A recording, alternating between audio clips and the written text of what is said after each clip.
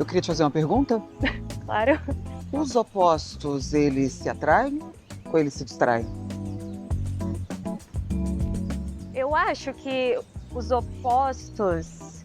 Eu acho que a gente ou gosta de alguma coisa ou de alguém muito igual a gente ou completamente diferente. Eu acho que essa é uma tendência, é o que eu tenho observado. Você agora tá gostando de alguém muito igual ou muito diferente de você? No momento, eu não tô com ninguém. Mas antes, eu tava com alguém muito diferente. Tipo, você não é ciumento, ele é ciumento. Isso. Então, pra dar certo, os dois têm que ser igual. Os dois não podem ter ciúme, então os dois têm que ter ciúme. Porque eu tinha um namorado que é muito ciumento, ficou controlando os meus amigos, eu não gostei. Eu não tenho ciúme, mas ele tem. Ele tem. Obrigada. Por nada, querida.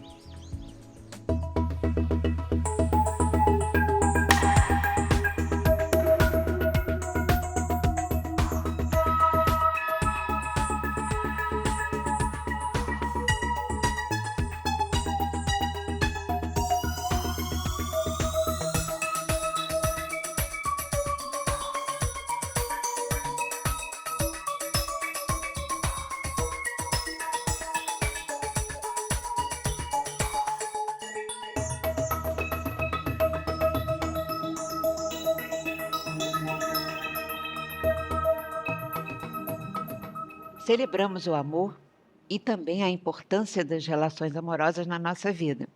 Mas a gente também sabe que aprender a se relacionar é um grande desafio, porque não nos ensinaram a como fazer isso. Entendemos que as relações amorosas seguem certas trajetórias, certas fases, e por isso nós pensamos numa pedagogia dos afetos 639. Te convidamos para rever a maneira como você tem vivido as suas relações e como tornar elas uma oportunidade de te conhecer melhor. E essa é a Revolução 639. O meu nome é Edson Drago. Meu nome é Sérgio Seixas. Eu sou Lígia Franklin de Oliveira.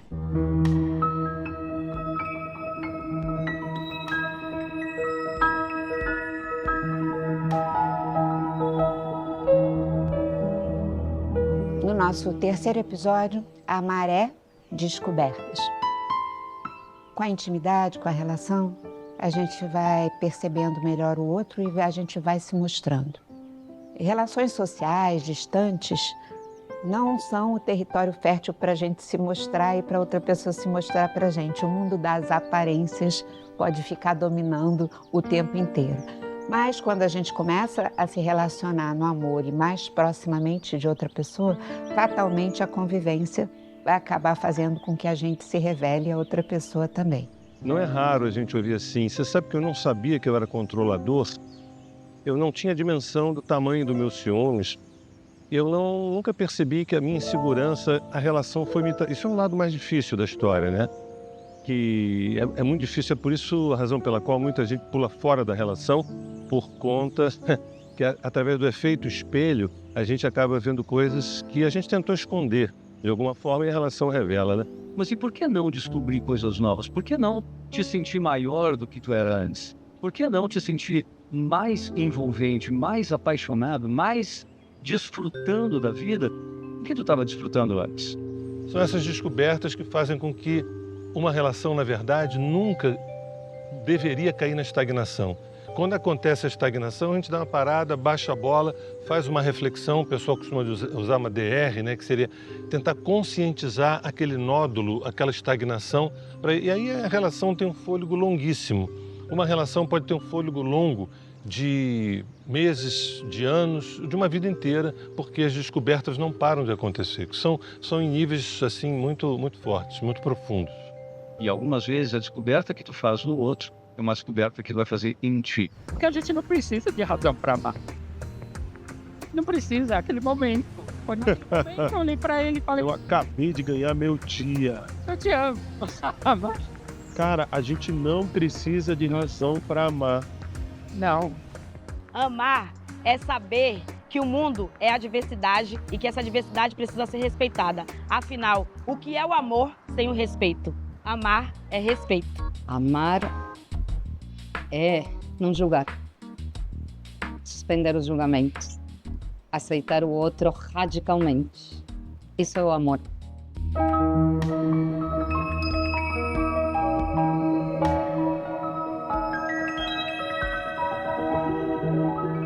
Então, quando a gente está começando uma relação, a gente normalmente traz alguns requisitos, desejos, ansiedades que acabam entrando nas nossas expectativas.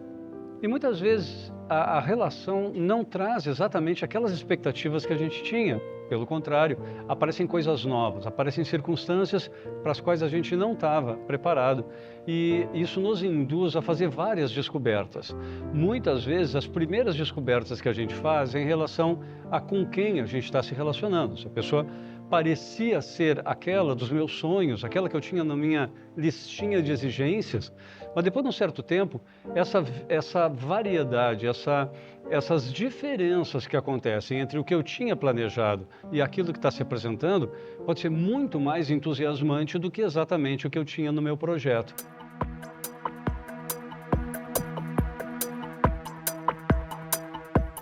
Toda vez que nós olhamos para quem amamos e encontramos ali algo que nos desagrada demais, esse algo não pertence à pessoa, ela pertence a você. Você só está com raiva porque aquela pessoa tem algo que você não gosta em você. Você está vendo o seu defeito duplicado.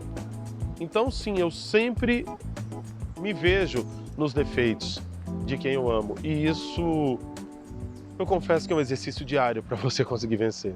Aquilo que a gente gosta na gente, que a gente reconhece, ok. Mas aquilo que a gente jura que não é nosso e que o outro acaba nos devolvendo. Essa é a terceira relação seguida que eu lido com uma pessoa possessiva. Tenho eu o dedo podre? Eu estou com um enorme azar? Ou eu não estou conseguindo enxergar a minha possessividade, o meu excesso de ciúmes? Isso, gente, é uma revolução. A gente está falando aqui do mecanismo de espelho, que não é nenhuma invenção do 639, não é nenhuma invenção da pedagogia dos afetos. Isso já vem falando há décadas e décadas, mas isso não é tão popular assim. Isso deveria ser mais popular, porque a gente recolheria essa projeção e falaria assim, gente, olha só, eu estou achando muita coincidência essas situações se repetirem. E às vezes tem o seguinte, às vezes a gente atrai 180 graus oposto, né? Você sempre foi o dominador, tem um momento que a pessoa que chega tenta te dominar. Ou você sempre foi o alfa e chega outra pessoa que passa a ser o... Isso tudo não são coincidências. Está dentro da gente, dentro da nossa psique, a gente tem uma agenda que vai colocando, inconscientemente, vai colocando na nossa frente as situações necessárias para a gente acordar, para a gente despertar, para a gente viver esse autoencontro. Então, toda relação a dois, num certo sentido, é um autoencontro também. Esse tipo de experiência onde quando alguém me inspira, né? E aí isso me inspira a ser melhor, a crescer. E quando alguém também me repele, ou eu repilo aquela pessoa, né? Porque não tem liga. Então, quando não tem liga, cada um pro seu lado. Mas que bom que a gente se conheceu e vamos em frente.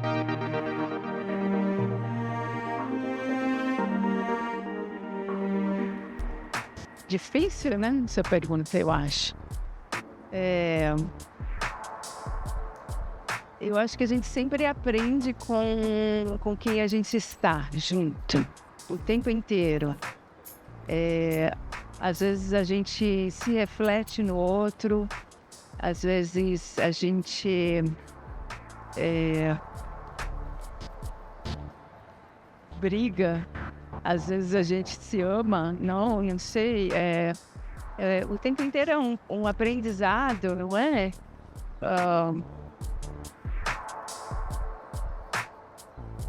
Com certeza, o outro sempre vai fazer a gente crescer.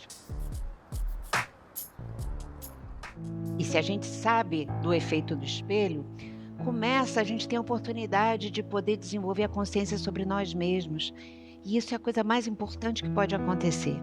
Porque nós só vamos construir uma vida, não só no amor, mas em tudo, se nós tivermos consciência de quem nós somos. E podermos transformar as dificuldades que existem em nós e também usufruir das potências que às vezes a gente não sabe que tem. Esse efeito espelho, ele é muito sutil às vezes. Quer ver uma coisa? Às vezes uma pessoa começou a namorar, estava encantada, depois, agora eu descobri que ele ou ela, tanto faz, é tremendamente crítico ou crítica de mim, me controla, quer que eu faça tudo certo o tempo todo, fica irritado quando alguma coisa que eu faça não é do jeito dele ou dela. Aí a pessoa para e fala assim, mas eu não sou assim com as outras pessoas. Só que esse efeito de espelho pode mostrar um movimento dentro da gente para fora, com as outras pessoas ou com a gente mesmo. Às vezes, nesse mecanismo, aquela relação está mostrando o quanto eu sou super rígida comigo, estou sempre me cobrando, sempre me responsabilizando por coisas que eu não tenho culpa, na verdade, e que eu gasto uma energia enorme com isso e às vezes eu deixo de fazer coisas maravilhosas que eu podia fazer com medo de errar. Spinoza fala que a vida é feita de encontros e que esses encontros podem ser baseados em paixões tristes, que são aquelas que justamente tiram a energia e a potência do outro, ou ele pode ser baseado em paixões alegres, que são aquelas paixões em que, simplesmente pelo fato de estar junto, um traz à tona o que o outro tem de melhor. Então, essa é a minha busca. Mas eu já encontrei. Gente, acorda pra amar, tá?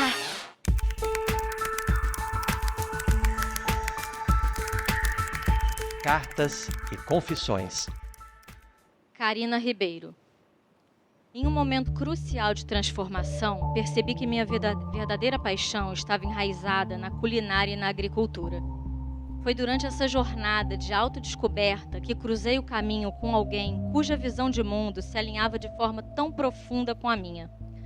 Cada troca de olhares, cada conversa parecia reforçar a conexão que compartilhamos. No entanto, o destino, de maneira inesperada, nos separou. Apesar da dor da despedida e da ilusão de um futuro compartilhado, esse encontro deixou uma marca em minha vida. Foi através dessa experiência que descobri a verdadeira essência do amor.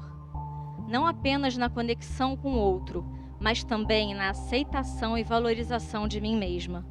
A jornada me ensinou que a felicidade reside na capacidade de reconhecer e nutrir o amor dentro de mim, me permitindo seguir em frente com confiança e gratidão pela jornada vivida. Então, primeiro agradecer a autora da carta, que compartilhou conosco. Eu acho que essa carta nos trouxe que o que ela teve de experiência nessa relação fez com que ela descobrisse a própria capacidade de amar dela, que era muito mais ampla do que ela pensava.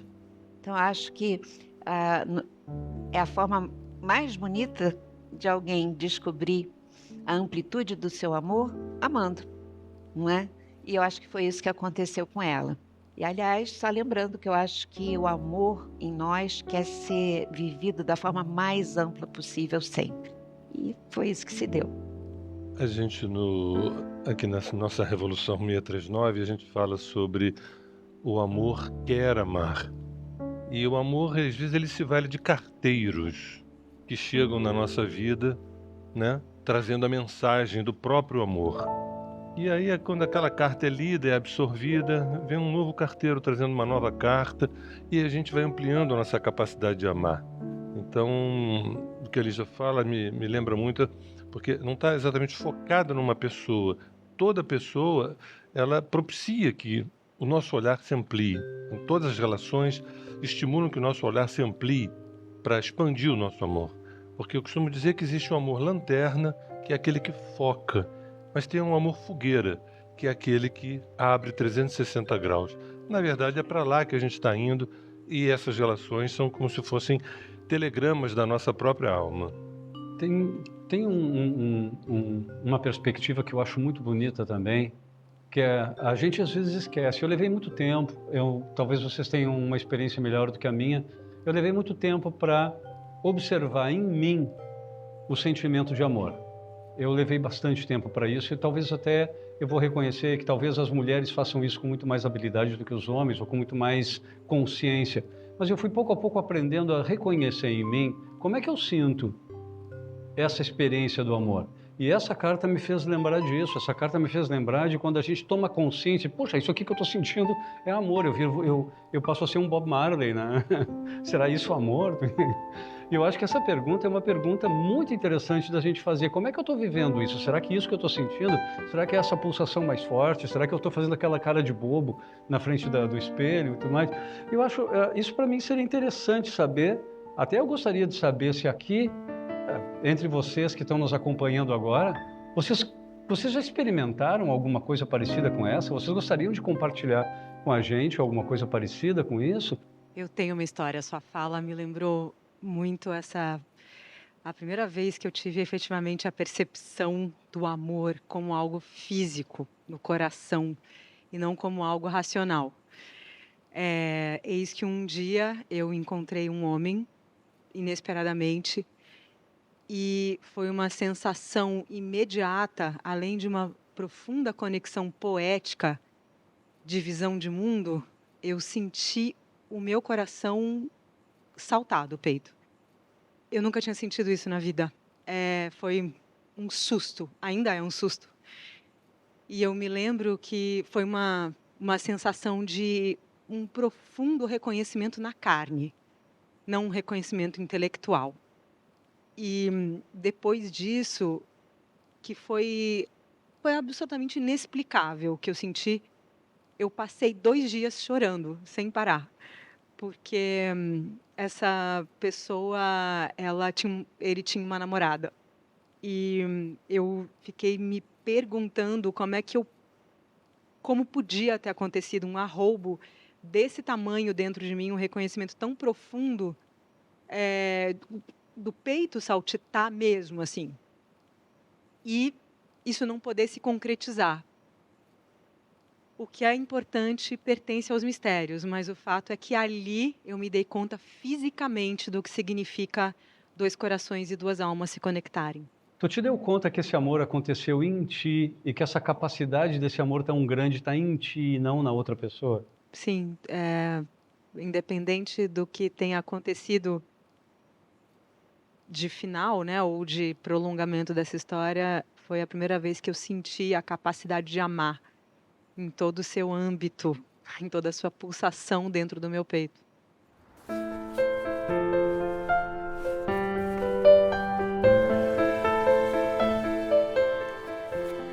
No nosso mito, o mito de Eros e Psique, o que acontece?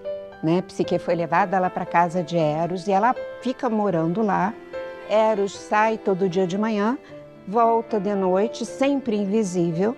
Durante o dia ela fica naquele palácio maravilhoso, empregados invisíveis a servem de tudo o que ela precisa. Ela tem uma vida completamente de conforto, de maravilhas, mas sempre muito sozinha.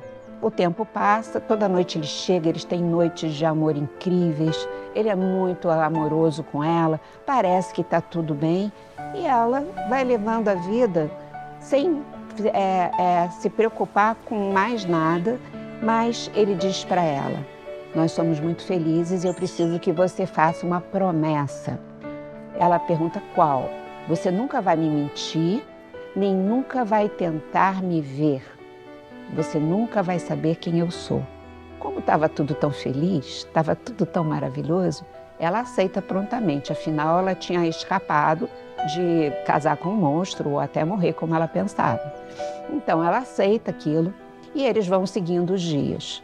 Bom, até que um dia ela começa a sentir saudade da família dela, saudade das irmãs, e ela pede para Eros que as irmãs venham visitá-la, que ela possa estar com elas. Eros diz para Psique que teme ele não queria que ela se aproximasse das irmãs, porque sabia que as irmãs também tinham um certo ciúme dela. Mas ela insiste tanto que ele acaba aceitando, e ele chama o vento Zéfiro, e ele sai um dia de manhã e o vento traz as irmãs para visitá-lo. E elas passam uma tarde ou um dia magnífico. As irmãs ficam encantadas com aquele palácio incrível e pensavam que Psique estava morta, e ao invés de estar morta, ela tinha uma vida que elas não tinham. e começaram a perguntar sobre o marido de Psique. E Psique começou a dizer que ele era um homem maravilhoso, era um ser incrível. E elas começaram a sentir muita inveja, muito ciúme. Então elas começam a fazer perguntas capciosas e Psique acaba caindo em contradição e as irmãs dizem: você está mentindo, você não está sendo verdadeiro, o que está acontecendo? E aí Psique responde, começa a chorar e diz: eu estou mentindo, eu não conheço o meu marido, eu não sei quem ele é. E aí as irmãs, invejosas e ciumentas, aproveitam a situação e dizem: mas então você deve estar casada com o tal do monstro, você está correndo um enorme de um perigo, a qualquer momento ele pode pegar e te matar, simplesmente acabar com você. Você não pode continuar casada com esse ser que você não sabe quem é. Ele é o monstro. E aí despertou o medo na Psique. Ela ficou apavorada. Mas o que eu faço? O que eu faço? Não é simples. Hoje à noite não deixa passar de hoje, porque se passar algumas horas, você pode morrer. Hoje à noite você guarda debaixo da cama de vocês uma lamparina e um punhal. Você trata o seu marido normalmente como você trata todos os dias. Você diz que ele chega sempre e vocês fazem amor e depois ele fica cansado e dorme logo. Quando ele estiver dormindo profundamente, você pega a lamparina, você vê quem ele é, mas muito rapidamente você enterra o punhal no peito dele, para que não dê tempo para ele se acordar. Psique fica assim, mas ela está convencida que ela está casada provavelmente com um monstro, que ela está correndo muito perigo. No final da tarde, o vento zéfiro leva as irmãs e ela faz exatamente assim. Ela deixa o punhal e a lamparina debaixo da cama. E aí, quando Eros volta, ele chega e vê que ela está nervosa, ela está ansiosa, ela está diferente e ele pergunta: o que houve com você? Você não está feliz? Você viu tuas irmãs? Você está diferente? Você está com alguma coisa, algum problema? Está doente? Ela fala: não, eu só estou cansada. Ela mente para ele. E aí, eles jantam, fazem amor, ele adormece e ela, tremendo muito, obedece ao plano das irmãs, pega a lamparina, pega o punhal, se aproxima dele. E quando ela se aproxima, ela leva um susto, porque em vez do monstro, ela vê um homem lindo, maravilhoso, de uma beleza divina. E ela leva um susto tão grande porque ela se dá conta que ela está casada com Deus, que ela estremece. Na hora que ela estremece, acontecem duas coisas. Ela se encosta nas flechas que estavam no alforje da cama deles, nas flechas de amor de Eros, e imediatamente ela fica completamente apaixonada por ele, mas o óleo da lamparina muito quente cai em cima do peito de Eros, queimando, e ele acorda com aquela dor lancinante da queimadura. E quando ele acorda, ele encontra Psique com o punhal na mão e a lamparina. E por um segundo ele dá um pulo da cama e ele compreende o que aconteceu. E ele começa a gritar com ela e começa a dizer: você me mentiu e você descumpriu sua promessa, você mentiu para mim e resolveu que queria me conhecer e queria me ver. E ela começa a tentar explicar, desesperada, porque ela está apaixonada e querendo contar a história para ele, mas ele não a ouve, ele se recusa a ouvi-la e ele sai voando pela janela, ele a abandona. Psique se desespera. E aí eu vou parar nesta parte da nossa história, porque esse é o momento das descobertas. Quando a gente está numa relação de amor, vivendo um amor, nós vamos mostrando as nossas maravilhas, descobrindo as maravilhas do outro. O outro é um deus, é uma deusa, eu também sou, mas a gente pode descobrir também, aí vai ter que descobrir as dificuldades da outra pessoa também, né? Eros foi inflexível, não quis ouvi-la e a abandonou. Não ficou ali para construir com ela alguma outra coisa naquele momento. Foi completamente rígido e foi embora. E foi um momento de uma descoberta muito dolorosa. Então, a gente passa por uma fase de descobrir esses dois lados, que nos assombram muitas vezes, nos machucam muitas vezes e muitas vezes ao mesmo tempo nos maravilham.